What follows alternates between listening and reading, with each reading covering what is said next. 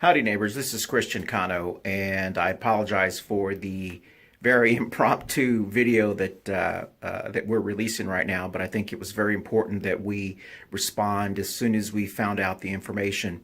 Moments ago, or probably not too long ago, but it's been released publicly that President 45 has, and I'm just going to make sure I have the information right. He has instructed the Department of Homeland Security to end temporary protection status, or TBS, for natives of El Salvador, which comes after the 500,000 Haitians, 2,500 Nigerians to be deported. So that means nearly 1 million people currently allowed to live and work in the United States will soon be at risk of deportation unless they can find another way of gaining legal status. Now, we have been talking about the importance of making sure that we hold our elected candidates, our elected officials, and our Democratic candidates accountable for where they stand on DACA. But this is one of the reasons why we cannot remain silent. You know, when President 45 ran in 2016, he said that he wanted to kick them all out, all 12 million out, and 800,000 DACA recipients. And many of us, and I'm one who also was in that category, said there's no way he can do it. You know, there's absolutely no way. We can't afford it. Our country would go into chaos and so forth. But he has been systematically doing this. And it is important that we see what is happening. And the actions that he has done over the last year has really caused chaos within our undocumented American community. It has caused so many people to live in fear daily. It is going to start to impact our economy. I do believe that these actions will start to trigger a recession here in America, because we have to, I mean, think about it. All of these Americans and neighbors are undocumented Americans and neighbors that are being forced to basically uplift their livelihood and move to another country, whether it's from deportation or whatever the case may be. They own homes, they own cars, they pay sales taxes. They're not freeloaders, as a lot of the Trump supporters try to claim them to be. They provide the economic ability for many of us to build the things that we need built here in Charlotte, for an example. Our construction industry is being built by immigrants. There's not one construction company here in Charlotte, for an example, that does not have undocumented people who are working for the construction company. And that's a sad reality. Our hospitality business, our food and beverage industry, all of these, our farming industry, our agriculture industry, they're so important to our economy that it's such a shame that we have been using them as pawns politically. So what I have to say, once again, and I've said this over the last, 2 weeks since I was privileged to be involved in the documentary by a young man who is a DACA recipient who lives out in Concord. I just want to say that these are real lives that are being impacted daily.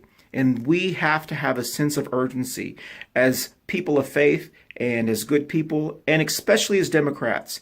Nancy Pelosi and Chuck Schumer, you must gather the troops, and we must stand firm and not pass a budget, a 2018 budget, coming up here very soon, unless we pass a Clean Dream Act.